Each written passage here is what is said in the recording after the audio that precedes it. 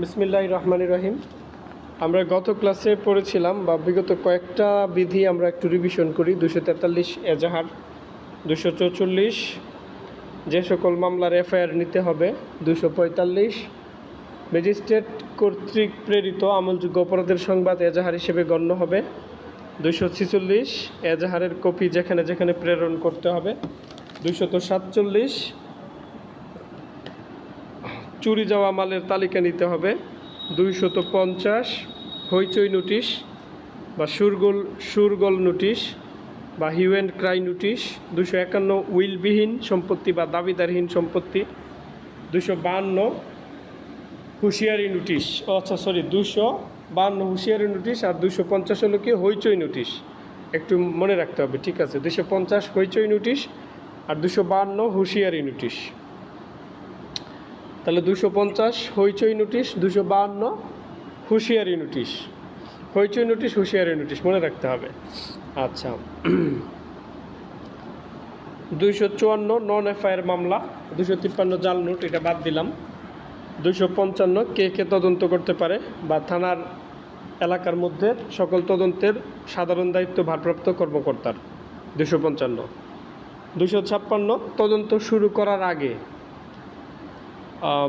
তদন্ত সহায়ক রেজিস্টারসমূহ দেখতে হবে বা পর্যবেক্ষণ করতে হবে, 256। এই 256 পর্যন্ত আমরা পড়েছিলাম। আজকে আমরা 257 থেকে শুরু করব ইনশাআল্লাহ। তো 257 হচ্ছে তদন্ত হতে বিরত থাকা। আপনারা যখন বিগত সালের প্রশ্ন পরীক্ষা দিবেন তখন দেখবেন আজকের এই 257 ধারাটা কমন আসবে পরীক্ষায়। এটা আসছে, কয়েকবার আসছে, এবং আপনাদেরও আসতে পারে যে থানার ভারপ্রাপ্ত অফিসার কখন তদন্ত করা হতে বিরত থাকতে পারে, অথবা পুলিশ অফিসার কখন তদন্ত করা হতে বিরত থাকতে পারে। এই ধরনের প্রশ্ন আসতে পারে। আচ্ছা, তাহলে আমরা একটু খেয়াল করি। 257 বিধির শিরোনামটা হচ্ছে তদন্ত হতে বিরত থাকা।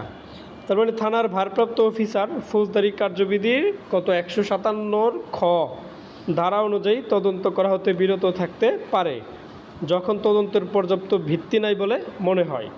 আচ্ছা, এটা হচ্ছে মূল কথাটা আর কি। এখন তদন্ত হতে বিরত থাকা নিয়ে যদি পরীক্ষায় প্রশ্ন আসে যে পুলিশ কখন তদন্ত করা হতে বিরত থাকতে পারে, তাহলে উত্তরটা কিভাবে দিবেন আপনারা?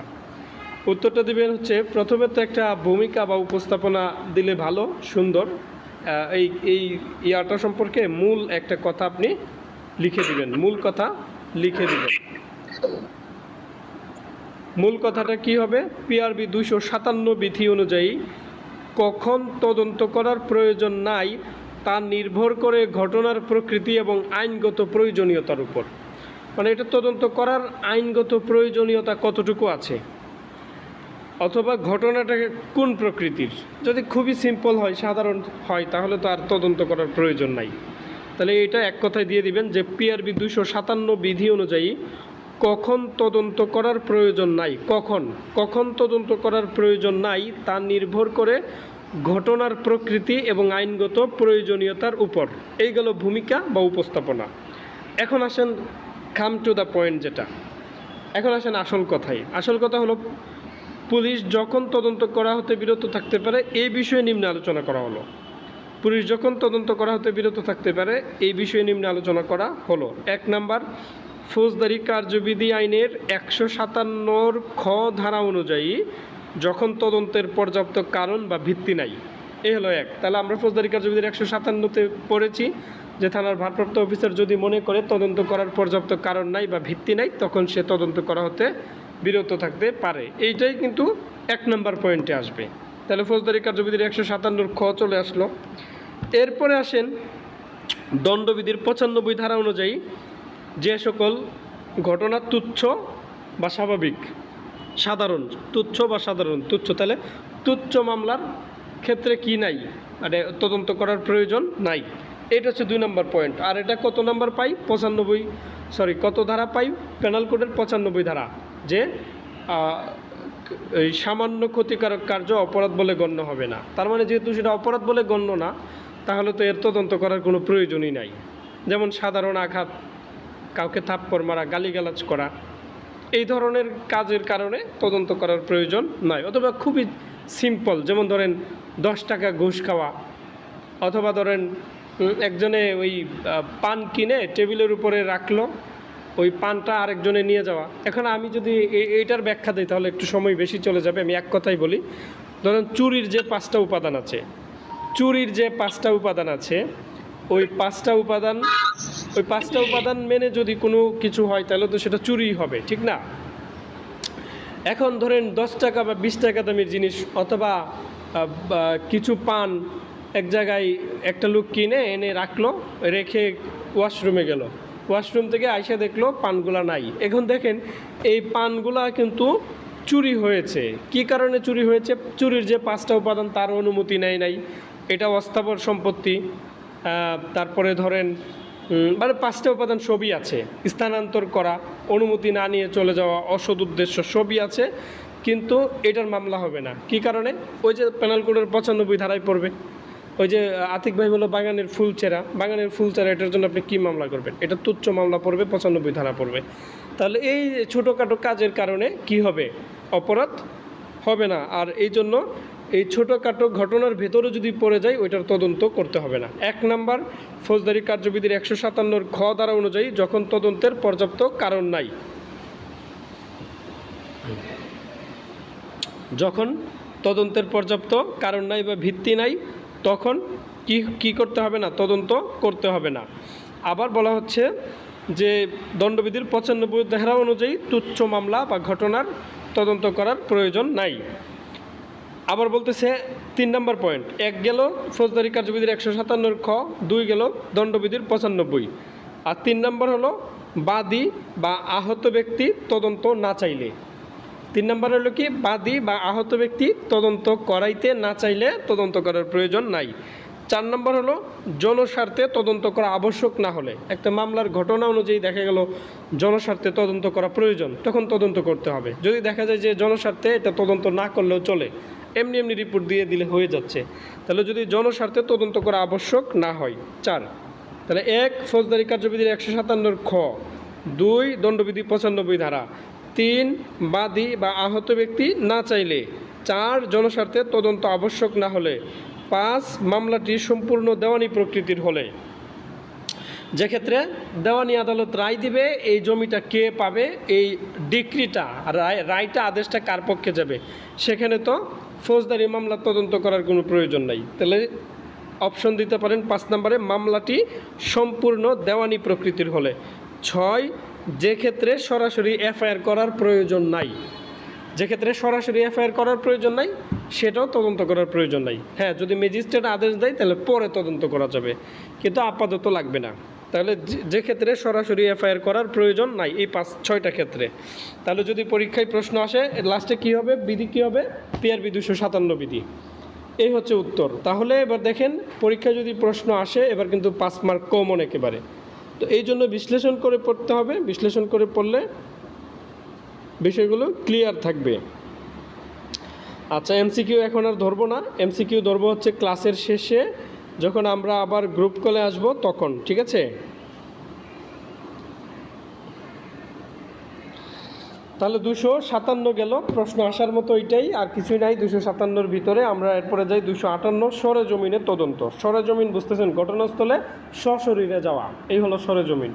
তাহলে বলতেছে সরেজমিনের তদন্ত। থানার ভারপ্রাপ্ত অফিসার তদন্ত করা প্রয়োজন বলে যদি মনে করেন তাহলে এই মামলা যে হইল, এফআইআর আদালতে পাঠিয়ে নিজে সরেজমিনে ঘটনাস্থলে রওনা হবেন অথবা কোনো অধস্তন অফিসারকে প্রেরণ করবেন। তাহলে 258 সরেজমিনে তদন্ত এতটুকু মনে রাখলেই আপনারা বাকিটা বানায়া লিখতে পারবেন। সরেজমিনে তদন্ত মনে রাখলে আপনারা বাকিটা বানায়া লিখতে পারবেন। বাকিটা বানায় কি লিখবেন? যে থানার ভারপ্রাপ্ত অফিসার যদি মনে করেন তদন্ত করার প্রয়োজন রয়েছে তাহলে এফআইআর আদালতে প্রেরণ করে তিনি নিজে ঘটনাস্থল অভিমুখে রওনা হবেন অথবা অন্য কোনো অধস্তন অফিসারকে প্রেরণ করবেন। উদ্দেশ্য কি? তদন্ত করা। এ হলো 258। তাহলে 256 তদন্ত করার পূর্বে যদি বলে তদন্তের প্রক্রিয়াসমূহ আলোচনা করেন, তাহলে এই যে এখান থেকে চলে আসতেছে, কত থেকে আসতেছে? তদন্তের প্রক্রিয়া 255। তদন্তের সাধারণ ক্ষমতা ভারপ্রাপ্ত অফিসারের 256। তদন্ত করার পূর্বে সংশ্লিষ্ট রেজিস্টারসমূহ পর্যবেক্ষণ করতে হবে। 257 তদন্ত করা হতে বিরত থাকা, এটা দিবেন না, এটা আসবে না তদন্ত প্রক্রিয়ার ভিতরে। 257 আসবে না, 258 আসবে। 258 আসবে, এটা 257-র জন্য আলাদা প্রশ্ন। 258 আসবে। 258 হলো সরেজমিনে তদন্ত করতে হবে, অর্থাৎ সশরীরে ঘটনাস্থল অভিমুখে রওনা হয়ে তদন্ত করতে হবে। এ হলো 258। এবার যান 259। 259-এর তদন্ত প্রক্রিয়ার ভিতরে পড়ে, বলা হচ্ছে স্থানীয় এলাকার বাইরে তদন্ত অথবা এখতিয়ারের বাইরে তদন্ত। স্থানীয় এলাকার বাইরে তদন্ত অথবা এখতিয়ারের বাইরে তদন্ত, এই কথাটা বলা হচ্ছে কততে? 259-এ। তো বলা হচ্ছে ফৌজদারি কার্যবিধি 156 ধারার অধীনে তদন্ত করার জন্য সার্কেল সহকারী পুলিশ সুপার অথবা ঊর্ধ্বতন অফিসারের অনুমতি ব্যতীত এক থানার অফিসার অন্য থানা এলাকায় তদন্ত করতে পারবে না। তার মানে কি বোঝা গেল? এক থানার অফিসার যদি অন্য থানা এলাকায় তদন্ত করতে চায়, তাহলে সর্বনিম্ন কার? সহকারী পুলিশ সুপার অথবা সার্কেল অফিসার। সার্কেল অফিসার কিন্তু 2 পদের হয়, সহকারী পুলিশ সুপার হতে পারে, আবার অতিরিক্ত পুলিশ সুপারও সার্কেল অফিসার হতে পারে। তো এই সার্কেল সহকারী পুলিশ সুপার অথবা ঊর্ধ্বতন বললে তো হয়ে যাচ্ছে। সার্কেল সহকারী পুলিশ সুপার অথবা ঊর্ধ্বতন অফিসারের অনুমতি নিয়ে, যেমন পুলিশ সুপারের অনুমতি নিয়ে যদি এক থানার অফিসার অন্য থানায় গিয়ে তদন্ত করে, সমস্যা নাই। এই ক্ষেত্রে সার্কেল বা সহকারী পুলিশ সুপারের অনুমতি নিয়ে গেলেও কোনো সমস্যা নাই, এটাই বলা হচ্ছে 259 ধারাতে। তার মানে এক থানার অফিসার যদি অন্য থানায় গিয়ে তদন্ত করতে চায়, তাহলে কার অনুমতি লাগবে? সহকারী পুলিশ সুপার অথবা ঊর্ধ্বতন পদের পুলিশ অফিসার। নাকি ইন্সপেক্টরের অনুমতি নিলে হবে? হবে না, ঊর্ধ্বতন অফিসারের অনুমতি লাগবে। ঊর্ধ্বতন অফিসার কার থেকে শুরু? সহকারী পুলিশ সুপার থেকে শুরু। 259। তাহলে আবার পড়ি 255, তদন্তের সাধারণ ক্ষমতা ভারপ্রাপ্ত অফিসারের। 256, তদন্তের পূর্বে রেজিস্ট্রার পর্যবেক্ষণ করতে হবে। 257, তদন্ত হতে বিরত থাকা। 258, সরেজমিনে তদন্ত করতে হবে। আর 259, স্থানীয় এলাকার বাইরে তদন্ত অথবা এখতিয়ারের বাইরে তদন্ত করতে গেলে পুলিশ সুপার, সহকারী পুলিশ সুপার অথবা ঊর্ধ্বতন অফিসারের অনুমতি নিতে হবে। ঊর্ধ্বতন অফিসারের অনুমতি নিতে হবে।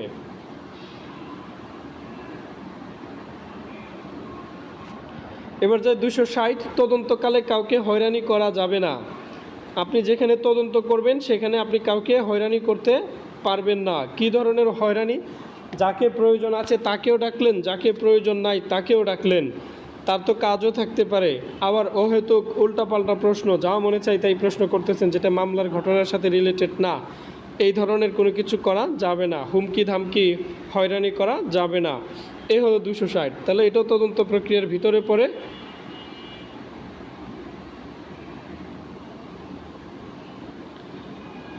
তাহলে 260 হলো কি? তদন্তকালে কাউকে হয়রানি করা যাবে না, অর্থাৎ যাদের কাছ থেকে আপনার এই ঘটনা সম্পর্কে সাহায্য পেতে পারেন, আপনি কেবলমাত্র তাদেরকেই ডাকবেন। আর যাদের কাছ থেকে সাহায্য পাওয়ার আশা নাই, তাদেরকে ডাকবেন না। এবং সাক্ষীদেরকে আলাদাভাবে, মানে সাক্ষীদেরকে ওই আপনি যখন সরেজমিনে তদন্ত করতে যাবেন তখনই সাক্ষীদের জবানবন্দি নিয়ে নিতে হবে। এবং 260 বিধিতে এটাও বলেছে যে আপনার যদি কোনো সাক্ষীর সাক্ষ্য গ্রহণ করার প্রয়োজন হয়, তাহলে প্রয়োজনে সে যেখানে আছে, সে যে বাড়িতে থাকে, আপনি তার বাড়িতে গিয়ে তার জবানবন্দি নেবেন। এখন আমরা সাধারণত কি করি, দেখি যে সাব ইন্সপেক্টররা কী করে, একটা নোটিশ পাঠায় দেয় অথবা ফোন নাম্বার কালেক্ট করে বলে যে আপনি এত তারিখ এতটার সময় থানায় আসেন, আপনার এই বিষয়ে জবানবন্দি দিতে হবে। সে যদি চলে আসে, সমস্যা নাই, থানায় বসে আপনি জবানবন্দি নিয়ে নিলেন। আর যদি সে না আসে, তাহলে ওই এলাকায় যাইতে হবে, তদন্ত করার সময় গিয়ে তার জবানবন্দি নিতে হবে। তো দেখেন 260 বিধিতে এই কথাটা স্পষ্ট করে উল্লেখ আছে, যাতে করে কোনো মানুষ হয়রানির শিকার না হয়। তাহলে 260 তদন্ত প্রক্রিয়ার ভিতরে আসবে, তদন্তকালে কাউকে হয়রানি করা যাবে না। এবার যাই 261 বিধি। 261 বিধি হচ্ছে বিরতিহীন তদন্ত অথবা তদন্তের সময়সীমা। তো পানি খাওয়া দরকার।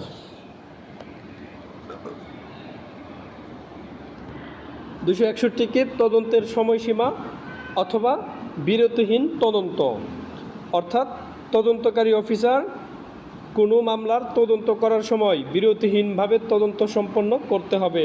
অর্থাৎ একটানা তদন্ত করতে হবে, তদন্ত করার সময় কোনো বিরতি নেওয়া যাবে না। এই হলো কত 261 বিধি।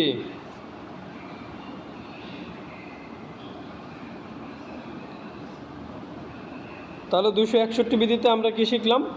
যে তদন্তকারী অফিসার তদন্তকালে কি করতে পারবে না? বিরতি নিতে পারবে না, বিরতিহীনভাবে তদন্ত সম্পন্ন করতে হবে। তো 261 বিধি থেকে আমাদের যে কিছু কথা জানা দরকার, সেটা বইয়ের বাইরে গিয়ে আমরা কিছু মানে বাংলা আলাপে কিছু কথা বোঝার চেষ্টা করি। এক নম্বর হলো কি, প্রত্যেক থানায় দায়ের হওয়া মামলার যত দ্রুত সম্ভব তদন্ত সম্পন্ন করতে হবে। 2, যদি তদন্তে দেরি হয়, যদি তদন্তে বিলম্ব ঘটে, তাহলে বিচারক, সাক্ষী ও অভিযুক্ত সকলেরই ক্ষতি হওয়ার সম্ভাবনা আছে। যদি তদন্তে বিলম্ব হয় তাহলে বিচারক, সাক্ষী ও অভিযুক্ত সকলেরই ক্ষতি হওয়ার সম্ভাবনা আছে। আগে বাংলা ছবি দেখতেন, যে বিচার করবে তার বাসায় চলে যেত না ভিলেনের দল, গিয়ে বলতো যে আমার ছোট ভাই, হ্যাঁ আপনি তার পক্ষে রায় দিয়েন, তাকে আপনি ফাঁসি দিয়েন না, হ্যাঁ যদি ফাঁসি না দেন তাহলে আপনার বিটকেস ভর্তি টাকা দিব, 1 কোটি টাকা দিব, এই ধরনের কিন্তু বিচারকের কাছে যেতে। এবার তদন্ত যদি দেরি করে তাহলে তো বিচারও দেরিতে হবে, তাহলে বিচারকের বিপদ আছে। যারা সাক্ষী তাদেরকে হুমকি দিবে, যারা অভিযুক্ত তাদেরও ক্ষতি করতে পারে।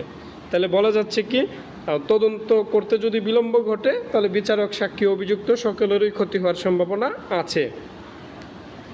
আর যদি তদন্তে বিলম্ব ঘটে, মামলার যে ন্যায্য বিচার সেটাও বিঘ্নয়, সেটারও কি ন্যায্য বা ন্যায় বিচারের অসঙ্গতি দেখা দিতে পারে। তদন্তে বিলম্বের কারণে ন্যায় বিচারে অসঙ্গতি দেখা দিতে পারে।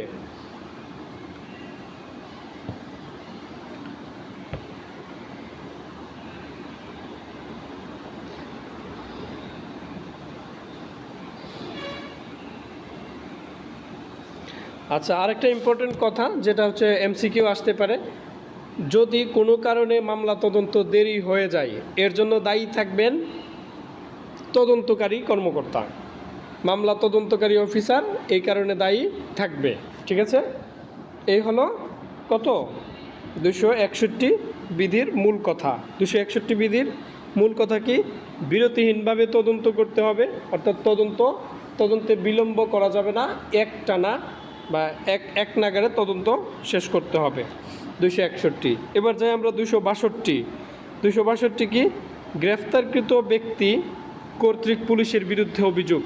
আপনি যাকে গ্রেপ্তার করেছেন সেই আপনার বিরুদ্ধে অভিযোগ করতে পারে।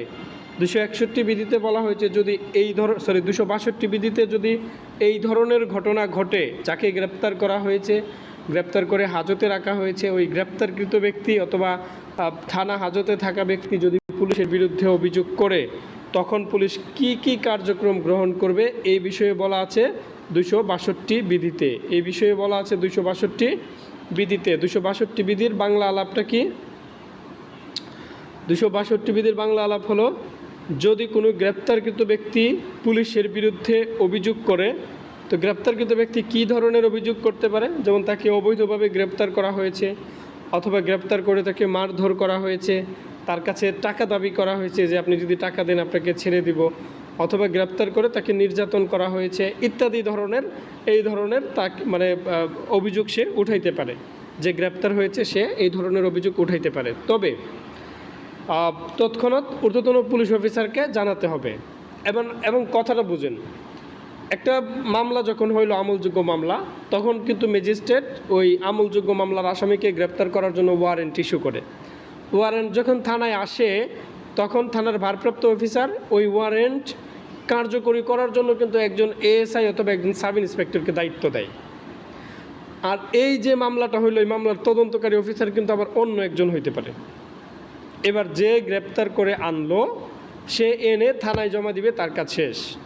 এবার মামলার যে তদন্তকারী অফিসার, এবার তার দায়িত্ব হলো তাকে কোর্টে প্রেরণ করা বা তার বিষয়ে কাগজপত্র রেডি করা, এইসব বিষয়। তাহলে এবার ঘটনা দেখেন, একজনে গ্রেপ্তার করলো, আরেকজন হলো তদন্তকারী অফিসার, এবার দুইজন হয়ে গেল। কিন্তু যে গ্রেপ্তার করে এনে থানা হাজতে রাখলো, থানা হাজতে রাখার পরে যে মামলার বাদী সে ওই আসামির সাথে কথা বলবে, তখন আসামি যদি বলে যে তাকে মারধর করছে বা তার সাথে খারাপ আচরণ করছে, যদি বলে তার সাথে খারাপ আচরণ করছে, তাহলে সাথে সাথেই তার সমস্ত শরীর চেক করবে।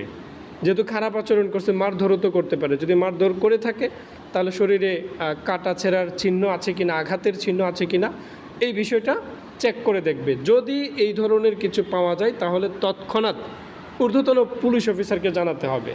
ঊর্ধ্বতন পুলিশ অফিসার যেমন ওসি স্যার আছে, সার্কেল স্যার আছে, তাদেরকে জানাতে হবে। কারণ কি? কারণ এই যে লোকটা এখানে নির্যাতিত হলো, একটা সে যে অভিযোগটা দিচ্ছে পুলিশের বিরুদ্ধে, এটা তো সে আবার ম্যাজিস্ট্রেটের কাছে গিয়েও দিতে পারে। যদি দেয় তখন তো তদন্তকারী অফিসার ঝামেলায় পড়বে। তো আইন সবাইকেই মুক্ত থাকার জন্য ব্যবস্থা করে দিছে। আপনি যাতে মুক্ত থাকতে পারেন এই জন্য থানাতেই এটার ব্যবস্থা করে যাবেন। তো তৎক্ষণাৎ ঊর্ধ্বতন পুলিশ অফিসারকে জানাতে হবে। এই যে লোকটা অভিযোগ করলো, এই অভিযোগটা লিখিত আকারে নথিভুক্ত করতে হবে, আলাদা করে নোট করে বা লিখে আলাদাভাবে নথিভুক্ত করতে হবে এবং জিডিতে এন্ট্রি দিতে হবে। যদি অভিযোগ গুরুতর হয়, যেমন শরীরে আঘাতের চিহ্ন, রক্ত বেয়ে বেয়ে পড়ছে, এ ধরনের অভিযোগ যদি গুরুতর হয় তাহলে এটা বিস্তারিতভাবে তদন্ত করতে হবে। আর থানার অফিসার ইনচার্জ এই বিষয়ে দেরি না করে ব্যবস্থা গ্রহণ করবে। থানার অফিসার ইনচার্জরা তো প্রথমেই জানানোর পরে সেই বিষয়ে ব্যবস্থা গ্রহণ করবে। যদি প্রমাণ পাওয়া যায় যে অভিযোগ সঠিক, অর্থাৎ তাকে গ্রেপ্তার করে নির্যাতন করা হয়েছে, গালিগালাজ করা হয়েছে, মারধর করা হয়েছে, এই ধরনের প্রমাণ যদি পাওয়া যায় তাহলে যে পুলিশ অফিসার এই ধরনের কাজ করেছে তার বিরুদ্ধে ব্যবস্থা নিতে হবে। অভিযোগ আদালতের কার্যক্রমের সাথে সম্পর্কিত হতে পারে। ওই যে প্রথম যে ঘটনাটা বলে আসলাম, আপনার হচ্ছে যাকে গ্রেপ্তার করা হলো, সে যে অভিযোগটা এখানে উঠাইলো, হ্যাঁ, সে তো আবার যখন এই মামলার যখন যেদিন বিচার হবে সেদিন তো আসামিকে উঠানো হবে, সাক্ষীদের নিয়ে আসা হবে, তখন কিন্তু আসামি ওই ঘটনা আদালতে উপস্থাপন করতে পারে। আদালতে যদি সেই কথা বলে তাহলে তো আদালতের যে কার্যক্রম, যে মামলার বিচার কার্যক্রম, ওই বিচার কার্যক্রমের সাথে কিন্তু সেটা সম্পর্কিত হয়ে যাবে। কারণ এই বিচারের কারণে, এই মামলার কারণেই কিন্তু তাকে গ্রেপ্তার করা হয়েছে। তাই সব তথ্য সঠিকভাবে লিখে রাখতে হবে, যাতে করে ম্যাজিস্ট্রেট কোনো প্রশ্নের জবাব যদি চায় সেটার যথাযথ উত্তর দেওয়া যায়। এই হলো 262 গ্রেপ্তারকৃত ব্যক্তি কর্তৃক পুলিশের বিরুদ্ধে যদি অভিযোগ আনা হয় তাহলে পুলিশ এই ধরনের ব্যবস্থা করবে। 262 পরে এখন আমরা যাব 263 হচ্ছে কেস ডায়েরি বা মামলা ডায়েরি। 263 হচ্ছে কি? কেস ডায়েরি বা মামলা। তো 263-তে আমরা যেটা পাই সেটা হচ্ছে কেস ডায়েরি কাকে বলে, মামলা ডায়েরি কাকে বলে, সিডি কাকে বলে, কেস ডায়েরি বা মামলা ডায়েরি বা সিডিতে কোন কোন বিষয় উল্লেখ থাকে, এটা 263, যেটা ফৌজদারি কার্যবিধির 172 ধারার সাথে মিলে। তাহলে ফৌজদারি কার্যবিধির 172 ধারার ভেতরের সব কথা পিআরবি 263-র সাথে মিলে যায়। শুধু তাই না, পিআরবি 263-র সাথেও মিলে। বাট 263টা হচ্ছে কেস ডায়েরি কাকে বলে, কেস ডায়েরিতে কোন কোন বিষয় অন্তর্ভুক্ত থাকে, এই বিষয়ে আলাপ করা হয়েছে পিআরবি 263-তে। তাহলে আমরা তো জানি কেস ডায়েরি কাকে বলে। কেস ডায়েরি কাকে বলে? মামলার তদন্তকারী অফিসার তার তদন্ত সম্পর্কে, তার তদন্তের দৈনন্দিন অগ্রগতি সম্পর্কে যে প্রতিবেদন বিবি ফরম 38 মোতাবেক লিপিবদ্ধ করেন তাকে কেস ডায়েরি বলে। কেউ বলতে পারবেন আরও সুন্দর করে সংজ্ঞাটা? কেউ বলতে পারবেন কেস ডায়েরি কাকে বলে?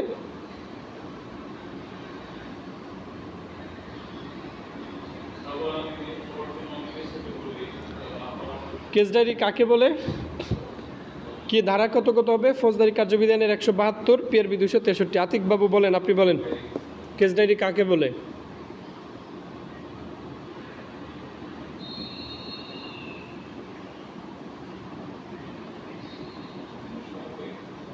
আপনি তো লাইনে আসছেন দেখলাম, বলবেন? দেরি হচ্ছে আমাদের, বলবেন? আতিক ভাই শুনতে পাচ্ছেন? জি স্যার। হ্যাঁ বলেন, কেস ডায়েরি কাকে বলে? মামলার তদন্তকারী পুলিশ অফিসার তার মামলার তদন্তের দৈনন্দিন প্রতিদিনের যে প্রতিবেদন মামলা BP তদন্তের ফরম মামলা 38 তদন্তের না, শোনেন, প্রতিদিনের না, প্রতিদিনের বললে ভুল হবে, প্রতিদিনের বলা যাবে না। মামলা তদন্তের দৈনন্দিন অগ্রগতি। দৈনন্দিন মানে কি, যখনই মামলা তদন্ত করবে ওই দিনের অগ্রগতি। আর প্রতিদিন বলে যেদিন ওই মামলার তদন্ত করে নাই সে সেদিনও বোঝাচ্ছে। তার মানে মামলার তদন্তকারী অফিসার মামলা তদন্তের দৈনন্দিন অগ্রগতি সম্পর্কে বিপি ফরম নং 38 মোতাবেক যে ডায়েরি লিপিবদ্ধ করেন তাকেই কেস ডায়েরি বা মামলা ডায়েরি বা সিডি বলে। তাহলে মামলা তদন্তের দৈনন্দিন অগ্রগতি এটা বলবেন, মামলা তদন্তের দৈনন্দিন Okay, sir. অগ্রগতি, হ্যাঁ এটা বলবেন। হ্যাঁ, ওকে স্যার। তাহলে মামলা তদন্তের স্যার। দৈনন্দিন অগ্রগতি সম্পর্কে বিপি ফরম 38 মোতাবেক যে ডায়েরি লিপিবদ্ধ করেন তাকে কেস ডায়েরি অথবা মামলা ডায়েরি বা সিডি বলে। এবার সিডি বা মামলা ডায়েরিতে কি কি বিষয় অন্তর্ভুক্ত থাকে? এক হচ্ছে এই মামলাটির খবর থানায় কখন পৌঁছালো, এটা থাকবে প্রথমে। 2 নম্বর, কোন সময় তদন্ত আরম্ভ করেছে এবং কোন সময় তদন্ত শেষ হয়েছে, এটা থাকবে। 3 নম্বর, কোন কোন স্থান পরিদর্শন করা হয়েছে। 4 নম্বর, তদন্তের ফলে যে সকল বিষয় নির্ণয় করা হয়েছে তার একটা বিবরণ। এই বিষয়গুলা উল্লেখ থাকবে কেস ডায়েরিতে। এই বিষয়গুলা উল্লেখ থাকবে কোথায়? কেস ডায়েরিতে। তার মানে মামলার খবর থানায় কখন পৌঁছেছে এটা থাকবে 1 নম্বর। 2 নম্বরে কোন দিন ও সময় তদন্ত শুরু ও শেষ হয়েছে 2 নম্বর। 3 নম্বরে কোন কোন স্থানে গিয়েছে, কাদের সাক্ষ্য গ্রহণ করেছে এবং কোন কোন স্থান পরিদর্শন করেছে, এইসব বিষয়। 4 নম্বরে হচ্ছে তদন্তের ফলে যে পরিস্থিতি নির্ণয় করতে পেরেছে তার একটি বিবরণ কেস ডায়েরিতে উল্লেখ থাকবে। এই 4টা বিষয় উল্লেখ থাকবে। তাহলে কেস ডায়েরিতে কী কী বিষয় উল্লেখ থাকবে? মামলার খবর থানায় কখন এসেছে, মানে এজাহারের বিষয়টা লেখা আর কি। 2 নম্বরে তদন্ত কখন আরম্ভ ও শেষ হয়েছে। 3 নম্বরে কোন কোন স্থান পরিদর্শন করা হয়েছে। 4 নম্বরে তদন্তের ফলে যে সকল বিষয় নির্ণয় করা হয়েছে, তদন্তের ফলে যে সকল বিষয় নির্ণয় করা হয়েছে তার বিবরণ মামলা ডায়েরিতে উল্লেখ থাকবে। এই হলো 4টা। এই 2টা জিনিসই এখানে ইম্পর্ট্যান্ট আছে। আরও কিছু কথা আমরা যদি জেনে রাখি তাহলে ভালো হবে। তো কেস ডায়েরি কয় কপিতে লিপিবদ্ধ করতে হয়? 2 কপিতে কেস ডায়েরি। এটা পরেরটাতে পাবো, 264তে এই কথাগুলো পাবো। 263 হচ্ছে এই 2টা বিষয়ই, মানে মামলা ডায়েরি কাকে বলে আর হচ্ছে মামলা ডায়েরিতে কোন কোন বিষয় অন্তর্ভুক্ত থাকে। এই 2টা বিষয় হচ্ছে কোথায়? 263 বিধিতে। এই 263-র এই যে কেস ডায়েরি কাকে বলে অথবা কেস ডায়েরিতে কোন কোন বিষয় অন্তর্ভুক্ত থাকে সেটা ফৌজদারি কার্যবিধি আইনের কত ধারা আসবে? ফৌজদারি কার্যবিধি আইনের 172 দ্বারা পিআরবি 263 বিধি আসবে। ফৌজদারি কার্যবিধি আইনের 172, পিআরবি 263 বিধি, এই 2টাই আসবে। আচ্ছা, তাহলে আবার 264-র সাথেও পিআরবি 172 আসবে। পিআরবি 264 হলো মামলা ডায়েরি বা কেস ডায়েরি লেখার নিয়ম বা লেখার নির্দেশ। 264 কি? কেস ডায়েরি লেখার নির্দেশ। 264-তে বলা হচ্ছে কেস ডায়েরি 38 নং বিপি ফরমের তদন্ত অগ্রসর হওয়ার সাথে সাথে প্রত্যেক দিনের শেষে নয়, মানে কেস ডায়েরিটা লিখতে হবে তদন্ত অগ্রসর হওয়ার সাথে সাথে, কিন্তু প্রত্যেক দিনের শেষে না। আপনি যেদিন তদন্ত করবেন ওই দিন তদন্ত করে আপনি কি পাইছেন ওই দিনের বিষয়টাই লিখবেন। বাট আজকেও লিখতে হবে, কালকেও লিখতে হবে, পরশুও লিখতে হবে এমন না, প্রতিদিন লিখতে হবে না। আপনি যে দিন তদন্ত করবেন ওই দিনেরটাই লিখতে হবে। একেবারে বাম দিকে তো কেস ডায়েরির যে ফরম্যাটটা আছে, আচ্ছা, কেস ডায়েরির যে ফরম্যাটটা আছে ওই ফরম্যাটে একেবারে বাম পাশে সময় ও স্থান লিখতে হবে, মানে কোন সময় তদন্ত আরম্ভ করছেন এবং কোন স্থানে গিয়েছেন ওইরকম আর কি, সময় ও স্থান উল্লেখ করতে হবে। এবং প্রত্যেকটা ডায়েরি পাঠানোর স্থান, সময় এবং কিভাবে পাঠানো হয়েছে তা উল্লেখ করতে হবে। এবং তদন্ত করতে গিয়ে তদন্তকারী অফিসার কোথায় রাত কাটাইছে এই বিষয়টাও উল্লেখ করতে হবে। এবং 2 বা ততোধিক দিনের তদন্ত এক ডায়েরিতে লেখা যাবে না। যেমন 2 দিনের তদন্ত 2টা ডায়েরিতে লিখতে হবে। মানে আজকের তদন্তটা কেস ডায়েরি তো মানে হচ্ছে কেস ডায়েরির, আসলে আমি কেস ডায়েরি লিখি না এই পর্যন্ত কখনো। তবে কেস ডায়েরিটা হচ্ছে আপনি যে মামলা তদন্ত করছেন ওই মামলা তদন্ত করে আপনি কি পাইছেন। কেস ডায়েরি কিন্তু ওই যে মামলার আয়না বলা যায় এটাকে, এটার দিকে চাইলে কি আছে না আছে সব কিছু থাকে। তো এখন দেখেন আপনি যে কেস ডায়েরি করলেন আজকের দিনে তদন্ত করে কি পাইলেন, এটা আজকের কেস ডায়েরিতে যাবে। আবার একই মামলার একই এই এজাহার নম্বর, তারিখ, মানে মামলা নম্বর, তারিখ, এগুলো একই থাকবে, এজাহার কি থাকবে, কিন্তু ওইটাকে আবার ভিন্ন দিনে, মানে ভিন্ন দিনে আপনি ভিন্ন কি ঘটনা কি আপনি অনুসন্ধান করে বের করতে পারছেন সেটা আবার অন্য আরেকটা ডায়েরিতে নতুন করে পাঠাতে হবে, এবং এগুলো সার্কেল সহকারী পুলিশ সুপারের কাছে প্রেরণ করা হয় কেস ডায়েরিগুলো। ঠিক আছে, তাহলে এবার দেখা গেল যে 2 বা ততোধিক মামলার রিপোর্ট তদন্ত করতেছেন। এবার একটা কেস ডায়েরির মধ্যে দুইটা মামলার তদন্ত রিপোর্ট আপনি কেস ডায়েরি দিয়ে দিবেন, হবে না। 2টা মামলার জন্য 2টা কেস ডায়েরি বানাইতে হবে, এবং শুধু তাই নয়, একই মামলা যদি 2 দিন তদন্ত করে থাকেন ওই 2 দিনের জন্য 2টা কেস ডায়েরি পাঠাইতে হবে। মানে একই কেস ডায়েরিতে 2 দিনের তদন্ত দেখা যাবে না, একদিনের জন্য একটা, অন্য দিনের জন্য আরেকটা, এইভাবে কেস ডায়েরি হবে।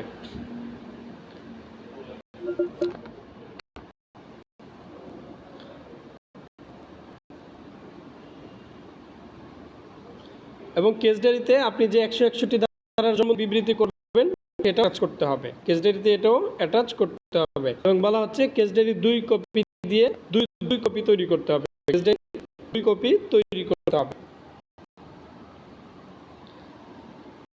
আর এটা 1 বছর সংরক্ষণ করে রাখতে হবে, 1 বছর পরে এটা ডেস্ট্রয় করে ফেললে সমস্যা নাই।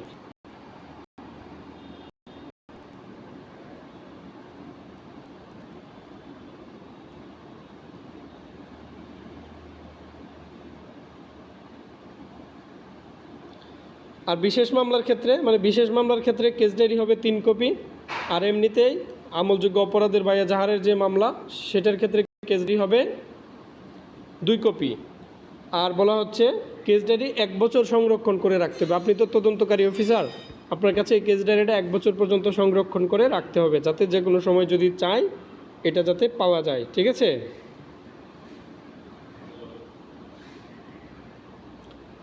আচ্ছা, তাহলে 264-র এবার আমরা আরও কিছু বোঝার চেষ্টা করি। 263 কেস ডায়েরি কাকে বলে? হ্যাঁ হ্যাঁ, বিশেষ মামলা, এসআর মামলা, এটার সময় কেস ডায়েরি 3 কপি হবে, আর নর্মাল মামলার ক্ষেত্রে 2 কপি হবে। আচ্ছা, তাহলে 264-তে আমরা পড়লাম 264-তে আমরা পড়লাম মামলা ডায়েরি লেখার নিয়ম। মামলা ডায়েরি লেখার ক্ষেত্রে কিছু নির্দিষ্ট নিয়ম মানতে হবে। তদন্তকারী অফিসার প্রতিদিন তার তদন্ত সংক্রান্ত কর্মকাণ্ড ডায়েরিতে লিখবেন, মানে ওই তদন্ত যেদিন করা হয়েছে ওইটাই প্রতিদিন বোঝাচ্ছে, দৈনন্দিন বলবেন। তদন্তের দৈনন্দিন অগ্রগতি ডায়েরিতে লিখবেন। লিখনের ধরন স্পষ্ট, পরিপূর্ণ ও ধারাবাহিক হতে হবে। যেমন আজকের তারিখে কি কি করলেন, আবার পরে যখন আরেকদিন তদন্তে গেলেন সেদিন কি করলেন, এরকম স্পষ্ট ধারাবাহিক হতে হবে। সাক্ষী বা অভিযুক্তের নাম, ঠিকানা ও তাদের বক্তব্য সংক্ষেপে নথিভুক্ত করতে হবে। হ্যাঁ, সাক্ষী ওই যে 161 ধারা মোতাবেক নেবেন, সাক্ষীদের জবানবন্দি নেবেন, নিয়ে ওইটা কেস ডায়েরিতে অ্যাটাচ করবেন।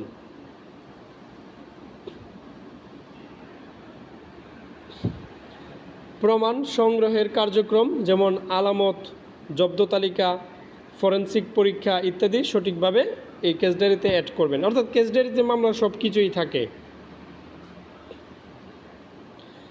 কেস ডায়েরিটা এমনভাবে লিখতে হবে যাতে ঊর্ধ্বতন কর্তৃপক্ষ বা আদালত পড়লেই আপনার তদন্তের অগ্রগতি সম্পর্কে যেন বুঝতে পারে। কোনো বিষয় বাদ দেওয়া, অস্পষ্ট রাখা বা ভুয়া তথ্য লেখা কঠোরভাবে নিষিদ্ধ। অর্থাৎ কেস ডায়েরিতে কোনোভাবেই কোনো বিষয় বাদ দিতে পারবেন না, অস্পষ্ট কোনো কিছু লিখে রাখতে পারবেন না, ভুয়া তথ্য লিখতে পারবেন না।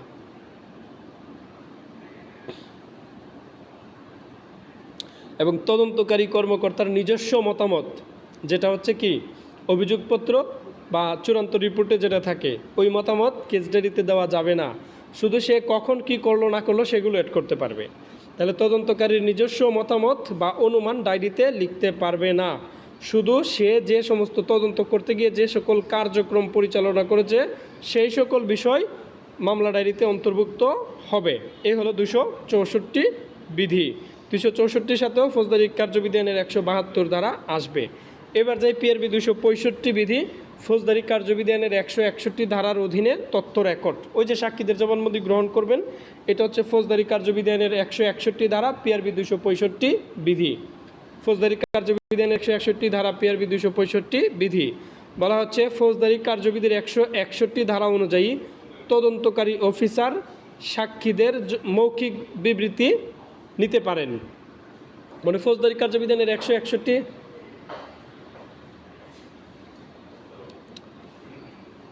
খারাপ হচ্ছে না।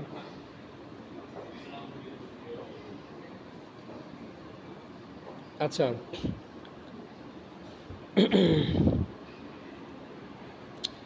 আচ্ছা, এটা তো বুঝছেন, আমি মোবাইলে ফোন আসছিল, বুঝছেন, একটু অন্যমনস্ক হয়ে গেছি, সরি।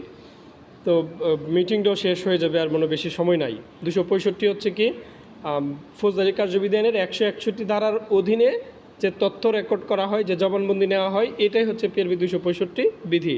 তো পিআরবি 265 বিধির নির্দেশনাগুলো হলো বিবৃতি অবশ্যই তদন্তকালে সাক্ষাৎকার নেওয়ার সময় রেকর্ড করতে হবে, মানে সামনাসামনি নিতে হবে আর কি। সাক্ষীর নিজস্ব ভাষা ব্যবহার করে যতটা সম্ভব হুবহু লেখার চেষ্টা করতে হবে। সাক্ষীর পরিচয়, যেমন নাম, পিতা বা স্বামীর নাম, বয়স, ঠিকানা, মোবাইল নম্বর স্পষ্টভাবে উল্লেখ করতে হবে। বিবৃতি রেকর্ড করার সময় কোনো প্রকার চাপ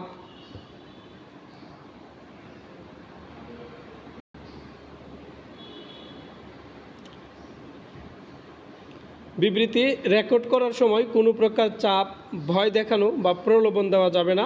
তদন্তকারী কর্মকর্তা নিজের মতামত বা মন্তব্য সাক্ষীর বিবৃতিতে যোগ করতে পারবেন না। মানে সাক্ষী যে কথাগুলো বলছে ওই কথাগুলোই থাকবে, তদন্তকারী কর্মকর্তা সে মাঝখানে কোনো কিছু ঢুকাই দিতে পারবে না। সাক্ষীর দেওয়া বিবৃতি পরে মামলা ডায়েরিতে সংযুক্ত করতে হবে। মামলা ডায়েরি মানে কেস ডায়েরিতে, অর্থাৎ সাক্ষীর বিবৃতি 161 ধারা মোতাবেক যে জবানবন্দি নেওয়া হয় ওইটা কিন্তু কেস ডায়েরিতে অ্যাটাচ করে দেওয়া হয়, কেস ডায়েরির ভিতরে ঢুকায় দেওয়া হয় এক কথায়। তো আদালতে সাক্ষী যদি পূর্বের বিবৃতির সাথে ভিন্নতা করে, তবে তদন্তকালে রেকর্ড করা 161 ধারা অনুযায়ী বিবৃতিটি প্রমাণ হিসেবে কাজে লাগানো যায় না, তবে সাক্ষীকে জেরা করার কাজে ব্যবহার করা যায়। অর্থাৎ তদন্তকারী অফিসার কাছে এক ধরনের সাক্ষী দিল, আর আদালতে গিয়ে অন্য ধরনের সাক্ষী দিল।